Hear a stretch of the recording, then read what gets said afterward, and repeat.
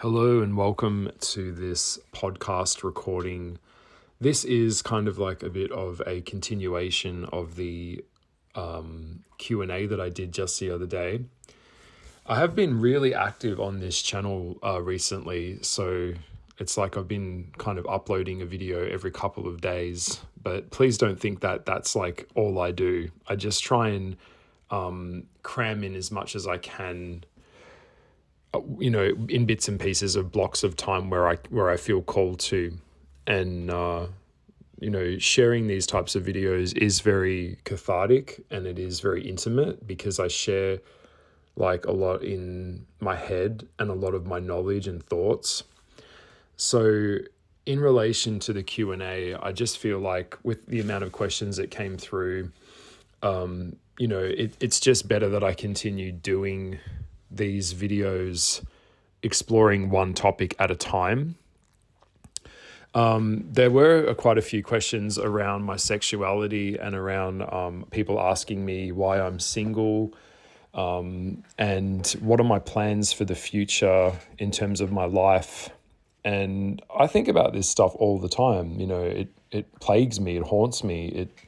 It's always there, especially when you're aging and you are in your 30s, and then you come into your 40s, which I'm about to come into my 40s. I do think about these things. And from a spiritual point of view, I know that humans are meant to be with other humans. So I'm going to answer that question, and then I'm going to be doing another series of videos sharing my thoughts on gay culture and where it's all gone with like queer culture and this type of thing. But for this video, I'm not going to really dwell on that too much. I'm going to keep this more as a continuation of me sharing this with people out there that would be a creative or could have commonality with what I'm sharing. So that's why I'm doing this. I don't get any money from this channel. It is not monetized. I just do it because I enjoy doing it. And it's nice to connect with people. And of course, I do book readings now. And thank you for all of the ones that are coming through.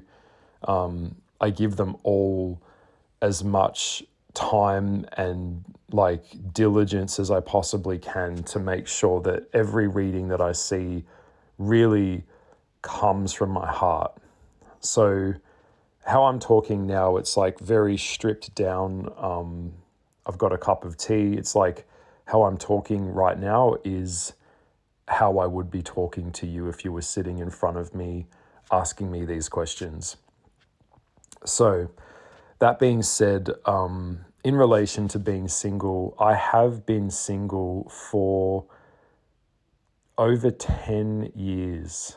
So my last partner that I had, that I was in an official relationship with, that we were boyfriends, he actually was very violent and a drunk, and I was really kind of shaken by that.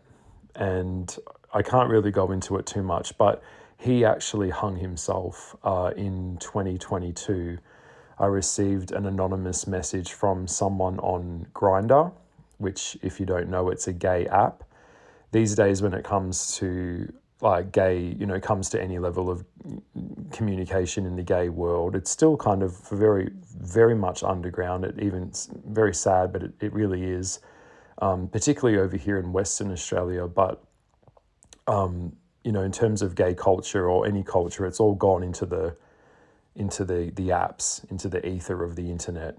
So someone did mention that he had passed away. I hadn't actually heard from him or spoken to him in over 9 or 7 years since. The Sagittarian in me, once I feel like disrespected or I feel used or hurt, the horse in me just bolts out of there, kind of thing. It's kind of a self-preservation thing. So yeah, this is what it is. And I know that, some people would think, the way that I talk, the way that I think, it's very, very deep, and very non-typical of a gay man. I just want to clarify that being a gay man is the least interesting thing about me. To me, being gay is nothing to me. Like, it's like my preference of favorite color. It's nothing more than that. I never got stuck psychologically on a loop of being in kind of a state of being in arrested development, which a lot of gay men do. I will be sharing that in another video at some point, because being gay is not a personality, so it's like taking when people make being gay about their whole life, they reduce themselves to a stereotype that is very lazy, because it doesn't ask you to do anything to develop as a human being. It just keeps you in this kind of character that you kind of live up to. And if everyone else is behaving that way, you do too. Even despite kind of cut the nose off your face kind of thing, even if it is very dark and very dysfunctional. And I will be sharing that in maybe in the next couple of podcasts in the next couple of days. So stick out for that one. I will be leaving the comments turned on, and I appreciate, I'm an old guy from the 80s now. I'm like, I don't really give a fuck what people have to say. This is my truth, and I'm just giving it to you. So, but everything I say, I back up. Everything that I say, I can verify, and, it's not out of my head. It's real. Believe me, I've had a lot of observation with human nature and with people, and studying, these types of things like, the occult, spirituality, all of this stuff. So that's why I feel now, coming into being 40, I'm now at a level where I'm able to really charge people money for my time, and to really go into these levels of readings and consultations. So that being said, where do I see myself in the future? And someone asked me, yes, I want love. Yes, I would like a partner in my life, a life partner. So, for the time that I have left, I would prefer a partner that is equal or greater than me in the mind. That this is a curse that a lot of independent people, very independent, strong-minded people fall into, is that, the higher you go, the further the distance from other you become.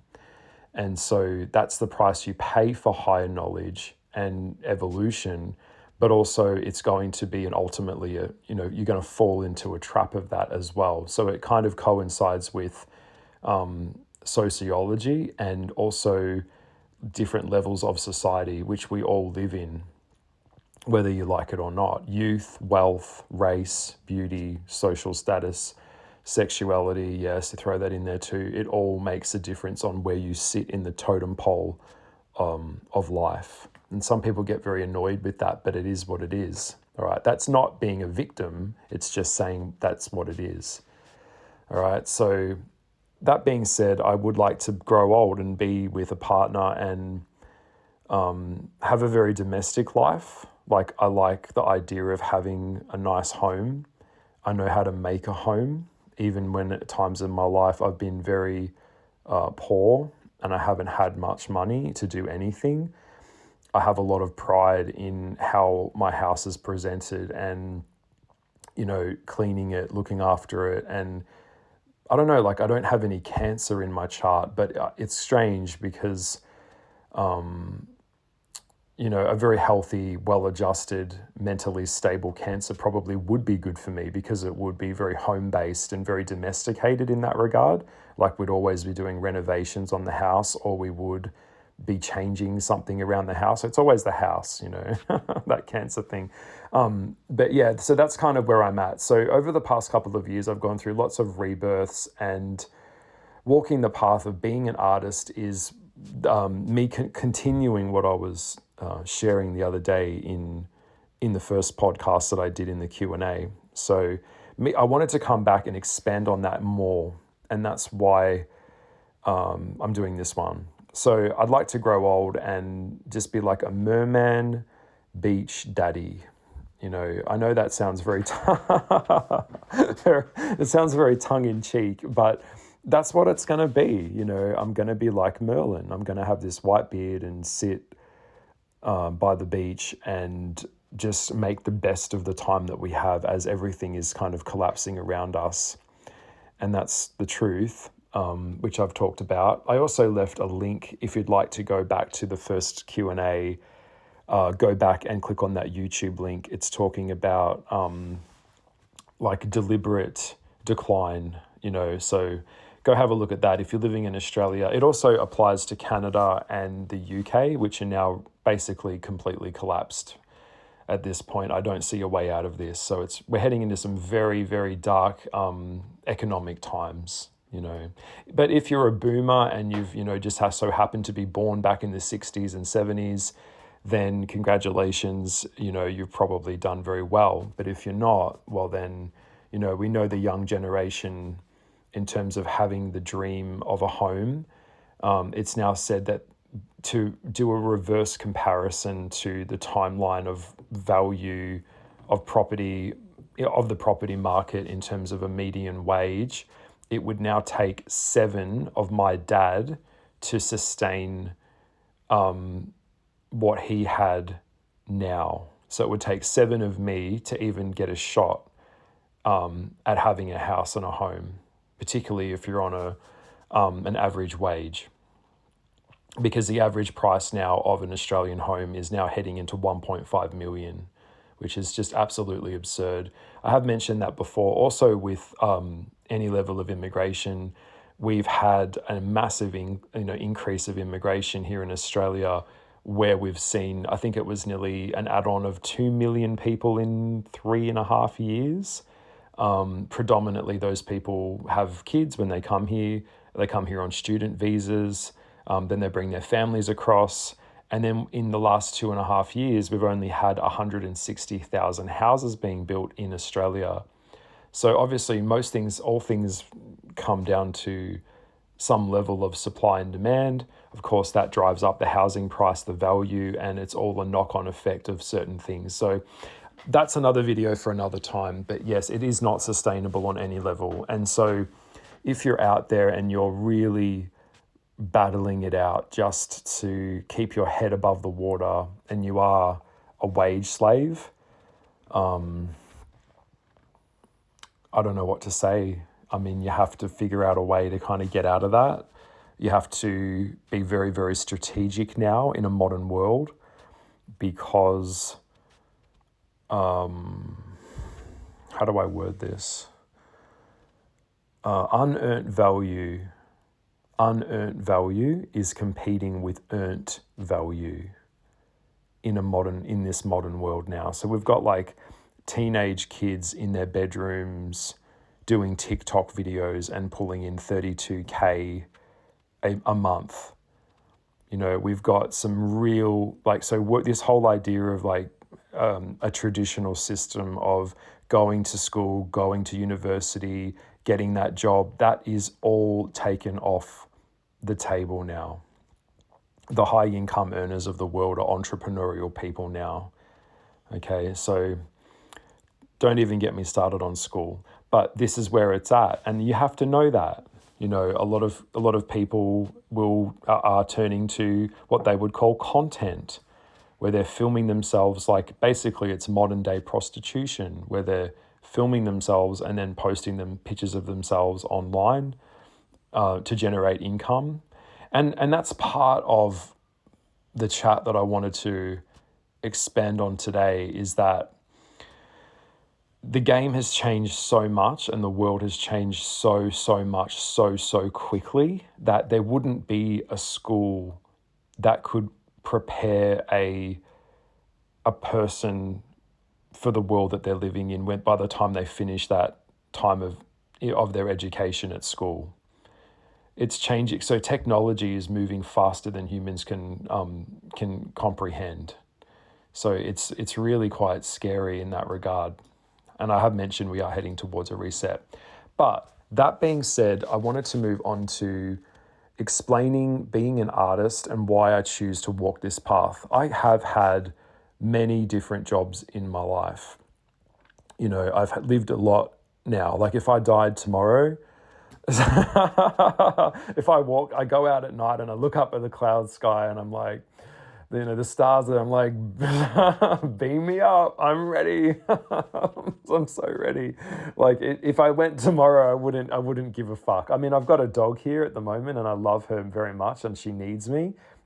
Maybe it's like my subconscious mind knew that I had to get another dog after my other dog passed away last year suddenly, because I don't know if I'd stay. I don't know if I can even do this some days. You know, being an extrasensory is a living hell. So, you know, so you have to kind of find ways to tether yourself here, because it's like, if I go, who's going to take care of her? I can't do that to her. So there's that type of thing. And I know a lot of you have kids, you feel the same way too. You know, that's the only thing that's keeping you here. You know, bitter disappointment has ravaged your life. I get it. And so I've had jobs where I've had teams, I've managed people, I've opened small business before, I've done certain things, and lots of bits and pieces of my life are all just like very ups and downs, like so many ups and downs as life is, but so many different industries, you know. And so this is like, I guess, like the spice of life of a Sagittarian. Is you work in so many different fields. You work in fashion, you work with clothes, you work in a bakery, you Uber drive, you know, travel the world, you sleep on a beach, you live out of a caravan, then you live in a very high-rise apartment, you know, lots of that type of thing. It's just a hodgepodge and a very colorful life, which makes for a good life. So, yeah.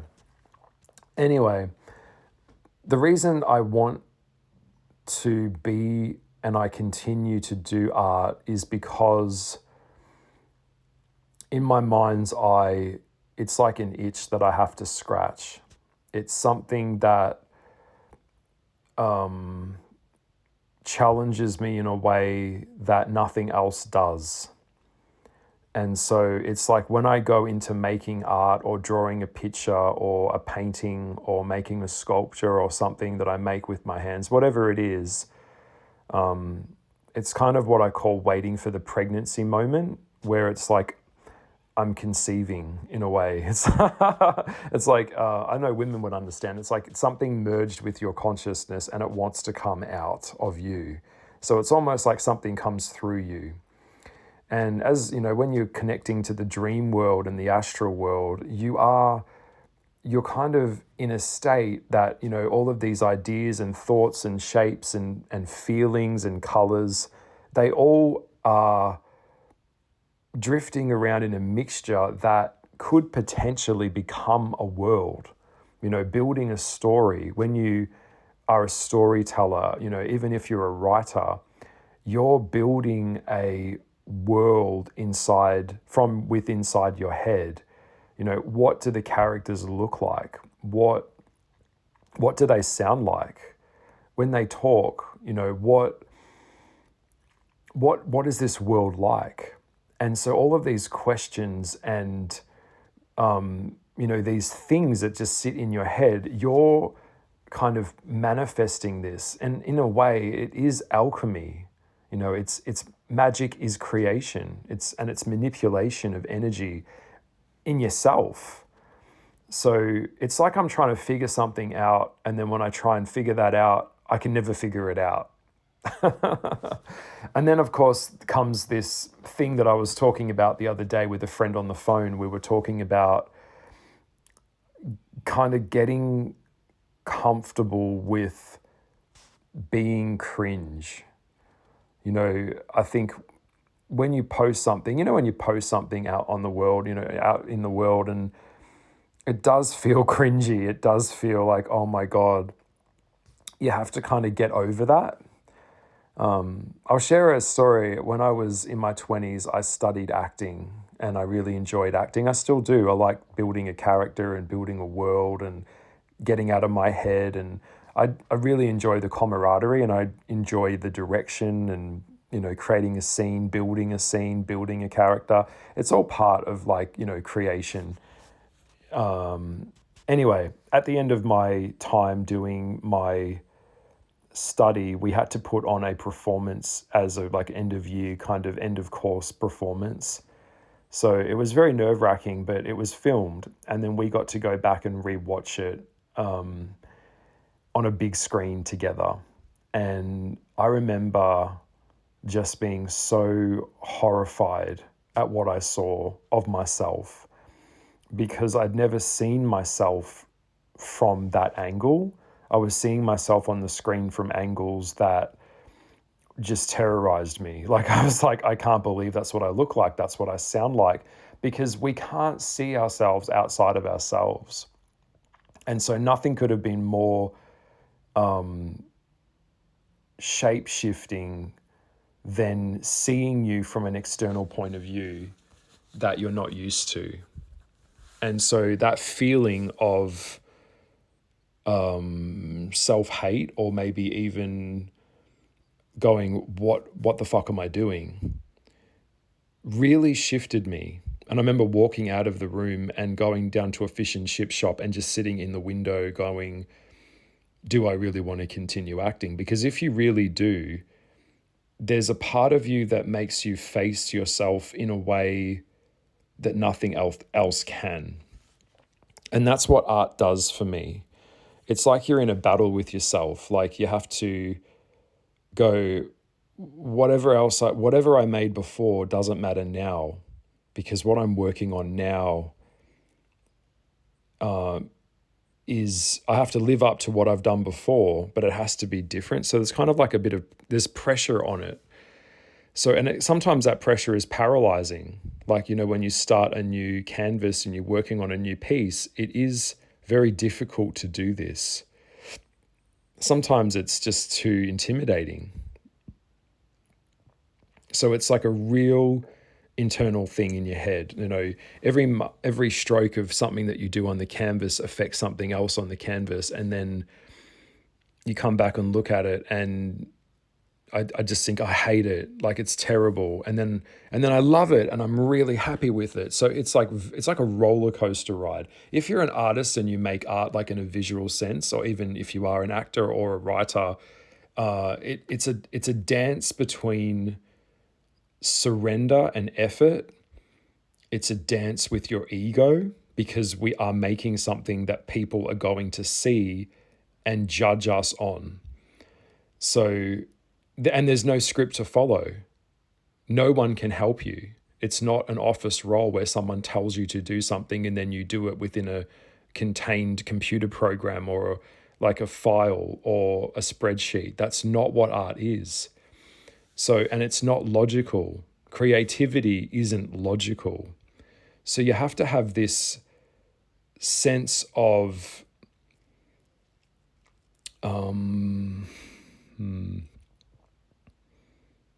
self-control. And a conversation I had years ago with someone once when I was working in an office role, I was working in the city for a bank at one stage. She said to me, Lucas, you're not as good as you think you are, and you're not as bad as you think you are either. That makes sense. I can understand that. I think that's probably the best advice you could give someone is don't get lost in your ego, but don't underestimate yourself either. So it's a balance. But when you're in that zone of creation, it's a really spiritual place to be, and it's a place that I would rather follow where that leads me in my life than follow a script of working for a company that I really hate and feeling raped. When you walk out of when you walk out of the job in the mundane world, it sucks the life out of you. It changes the alchemy in your brain, and it's very strange because you're working with people that you would never talk to or connect with in real life. it's not really real because you're kind of playing a character when you go in there. And it's like they're not your friends, they're your colleagues. So it's kind of like we're all playing characters, you know, and so it feels inauthentic as hell, but we all have to kind of do it. And so, you know, many years of being in that mindset, your brain's going to be programmed differently. It's going to hardwire you differently. For an example, actually, just with like gay men in the gay community, I wouldn't even call it a community, but in the gay world, say, for example, if you're logged in on an app for many years. So you say, for example, you are on Grindr, which is a really terrible hookup app.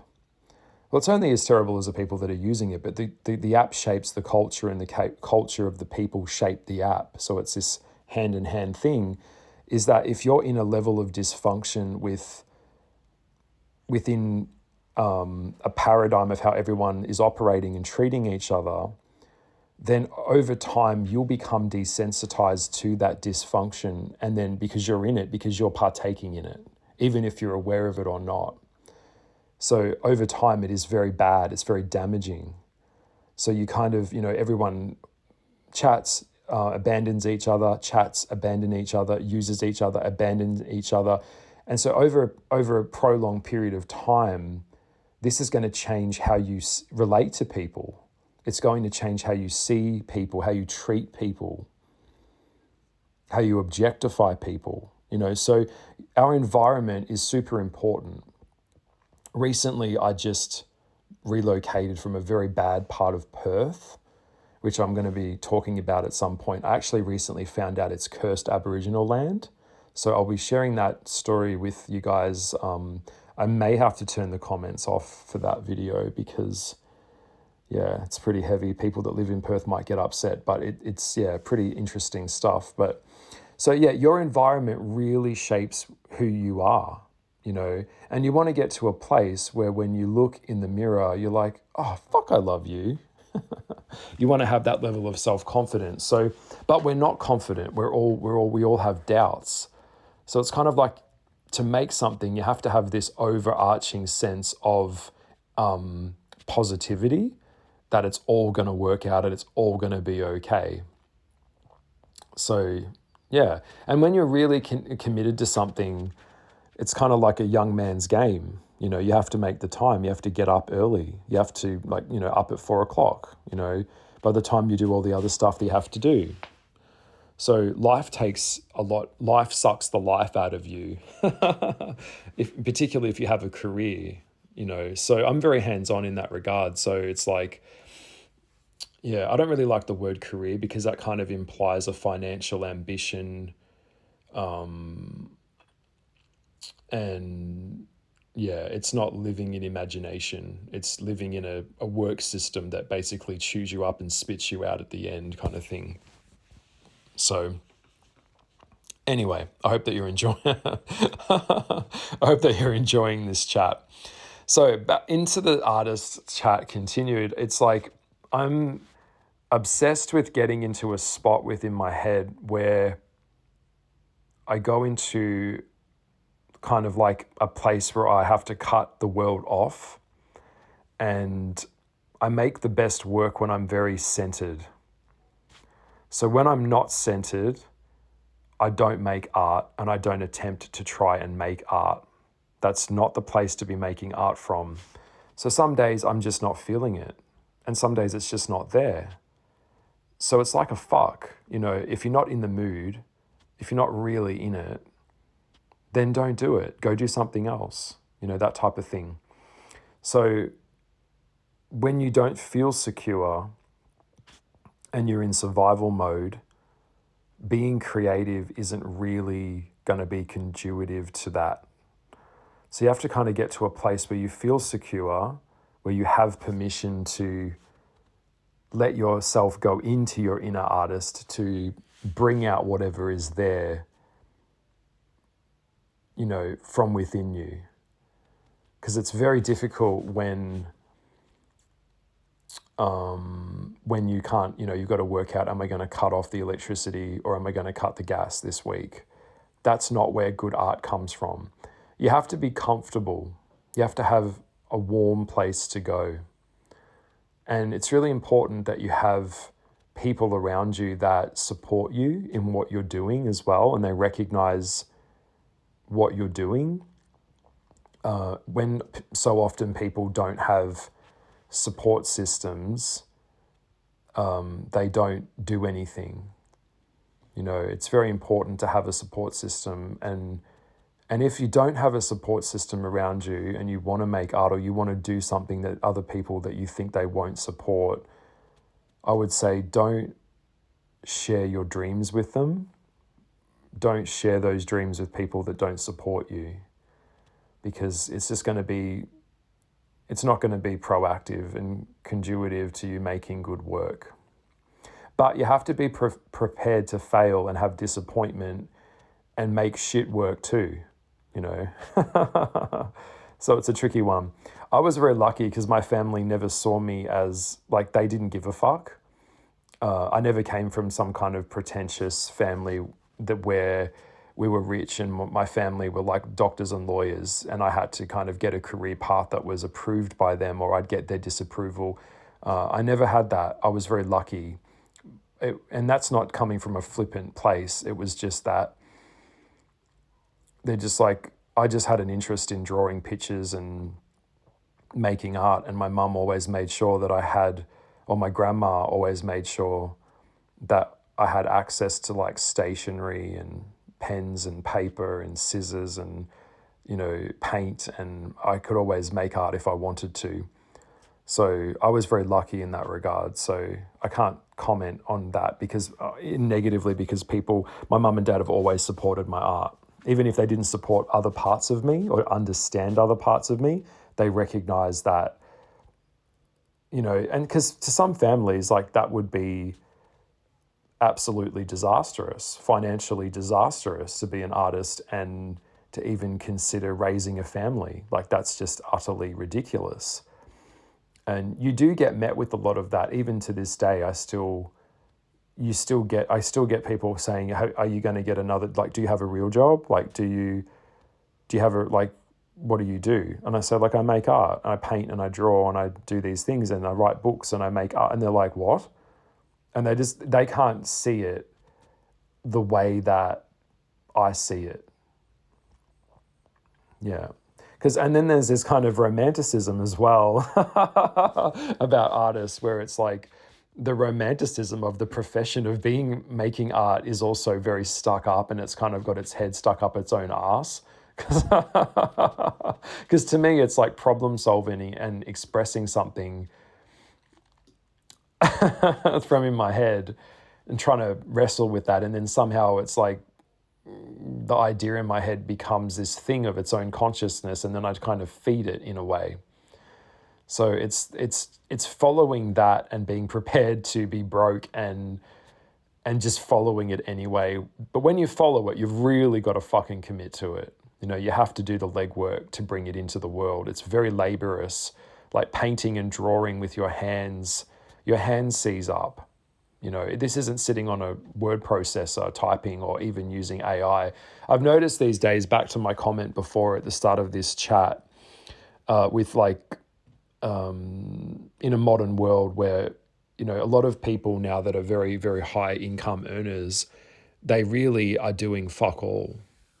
You'll find a lot of the highest income earners really are not doing a great deal. Like, if I was able to diarize their productivity for a day or a week, you would see a lot of it is really just having a few meetings, throwing around some ideas, probably off, GP chat, AI, really weak, not really pushing themselves very hard, doing the bare minimum, that type of thing is always going to be where the higher income earners are. The ones that bust their ass are the ants. They're right on the ground. They're not the grasshoppers, if you get the analogy there. So it's not like that at all. You'll see a lot of people will do as little as possible, and it's kind of like the cigar club. They help their friends get jobs, and because it's all social. Like, one of the things you'll learn, and I've learned about humans and life, is a lot of the time success in a corporate world isn't necessarily about your ability to what we would call execute. In the art world, we call that execute. So it's like you have a date that you have to produce a certain level of work, and there's a deadline, and it's got to be executed within that time frame. That's why you're being hired. But you'll often find a lot of managers, you wouldn't let them walk your dog around the block. You wouldn't let them take out your garbage bin. They'd fuck it up. So it's about relationships and relatability to each other, as opposed to your ability to actually be a good leader, be a good listener, be proactive, be innovative. Managers don't do that. Most of them don't. They're not innovative. And also the construct of a business is grow or die. So usually if someone is below you and they are showing skill sets and abilities that surpass yours, well, then that's a threat to your job. And in business, what do we do with threats? Yeah. So I'm just sharing this with you because it's interesting. But yes, being an artist is a lot of the time it's working through and processing, problem solving, and trying to take the world and then regurgitate it back to the world in a way. As laborious as that sounds, that's really kind of what it is. And telling a story as well. It's got to tell a story. For me, art is storytelling. So if there's no story, then what is it? What is it? I want art to show me something that I don't know. Yeah, we don't go to a clairvoyant or a psychic for them to tell us something that we already know. We want them to tell us something that we don't really know. Yep.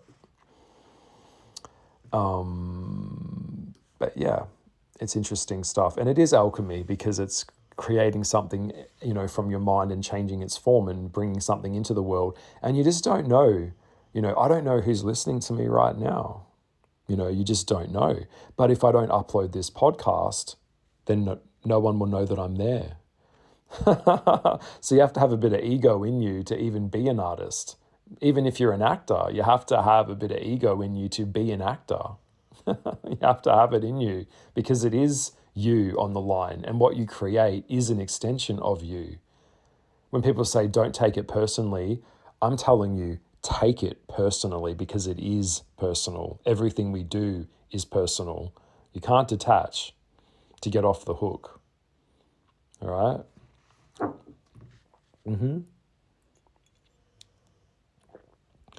A big part of it all is learning that we are kind of all selling something to get something. When you go to work, you are selling your time and energy to that company. And here's the trick.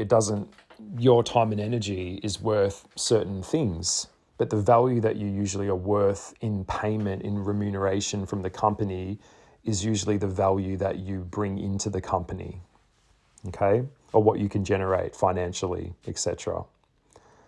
Unless you're a lawyer, and then in that case, you're being paid for your legal knowledge of legal jargon to solidify what they're doing on some level, or in HR, if that makes sense.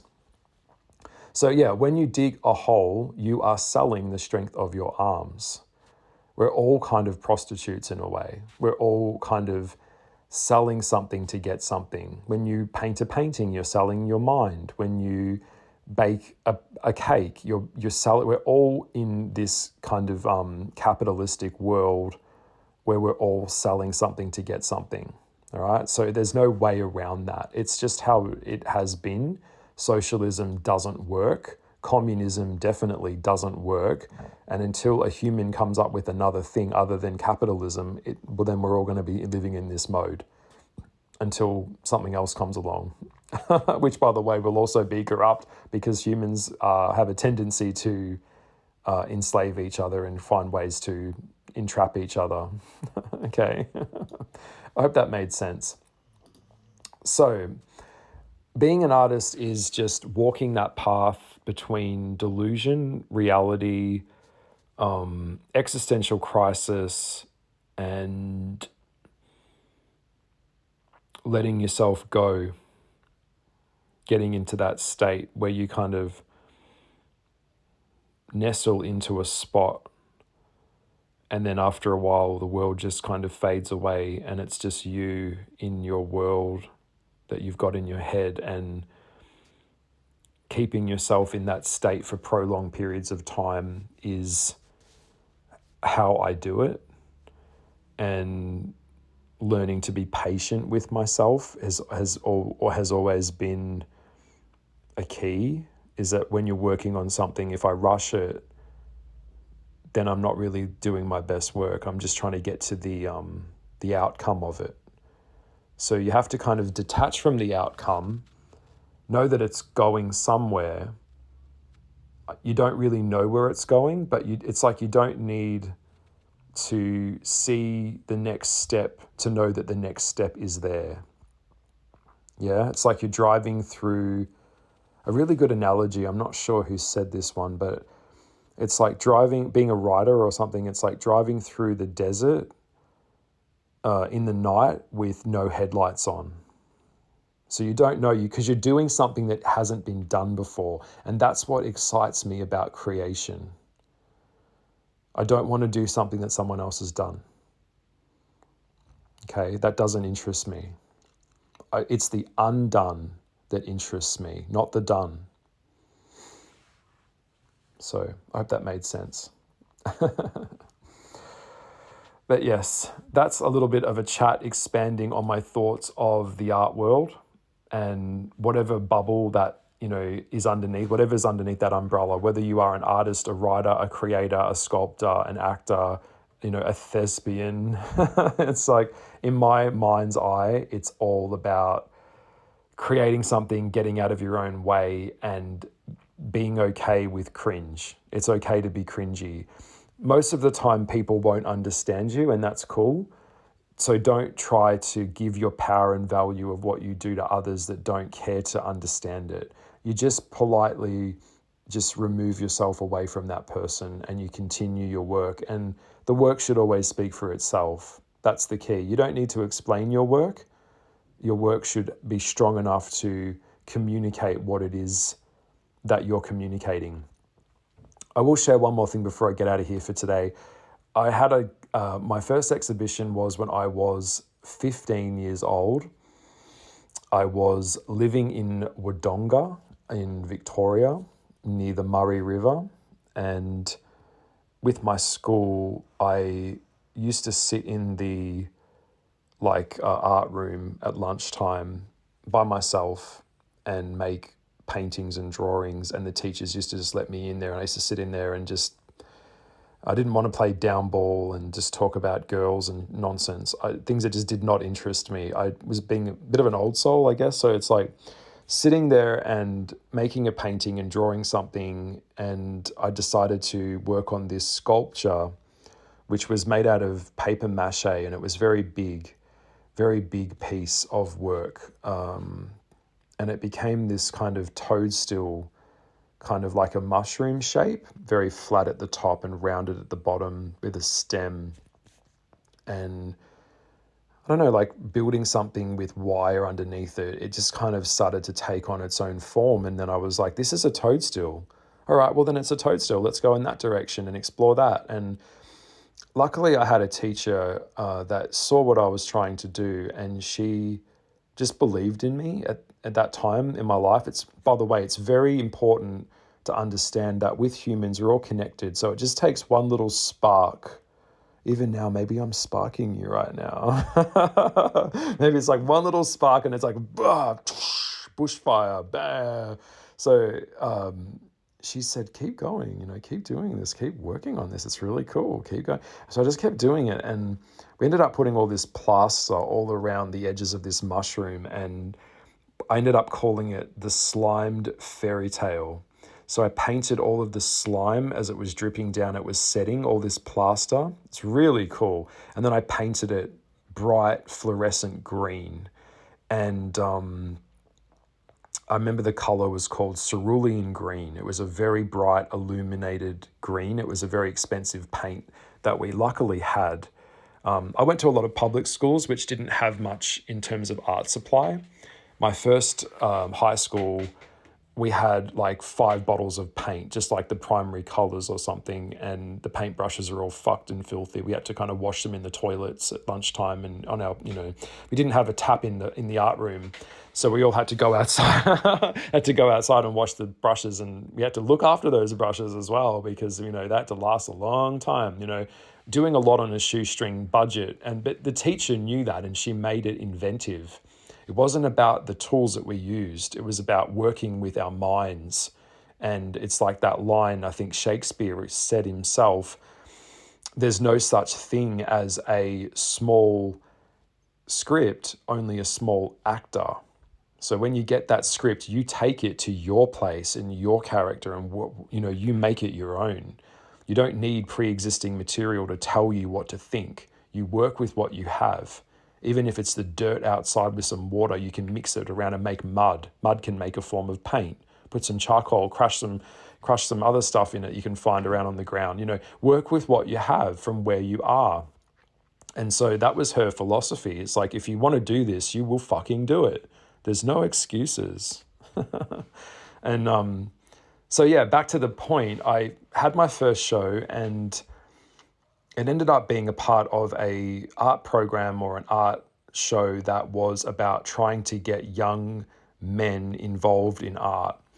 And so my piece ended up being in the exhibition in Albury, and it was front and center. They lit it up, they had all the fancy lighting, and it looked really cool, and I got to come and help install it, and it was really, really cool. It was quite big, but it really featured quite heavily within the show, and I was very, very proud to be a part of this and make it and have my first show at this age. It was really cool, and it was a collaboration of other artists there, and there were paintings and scribbles and lino cuts and pen drawings of certain things. And one of the things that I learned very quickly, and I'll share this before I get out of here, is I walked around and I stood in front of my sculpture, the slimed fairy tale, kind of like Willy Wonka, like the toadstool with like the white dots on it with the red, and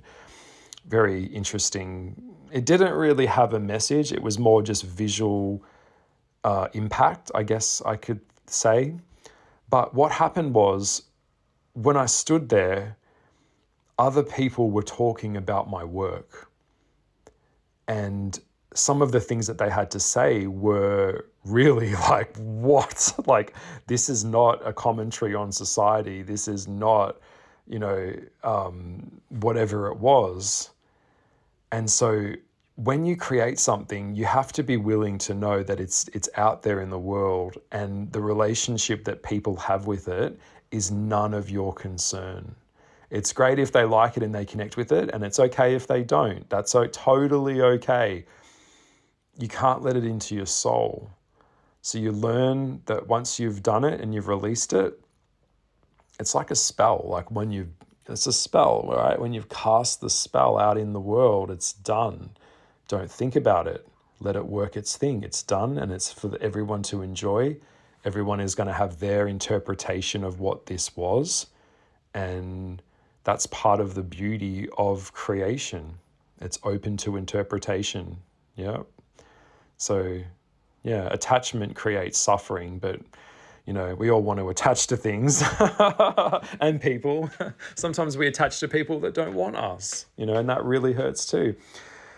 I will leave it here. Lots and lots of love. I hope that you've enjoyed this chat from my heart. Please consider subscribing to my channel and book me for an astrological chart reading. I am doing very intense readings. You can get me for 25 minutes, or you can get me for 45-minute reading sessions. Just go to my website and click on the link, send in your details, and I look forward to hearing from you. So thank you for supporting me, and thank you so much from the bottom of my heart. This has been a really cool chat to have, and I hope that you've enjoyed it and you got something out of it. Stick around, and to the next time I come around and upload something, I'll see you then. Bye. Bye. Bye.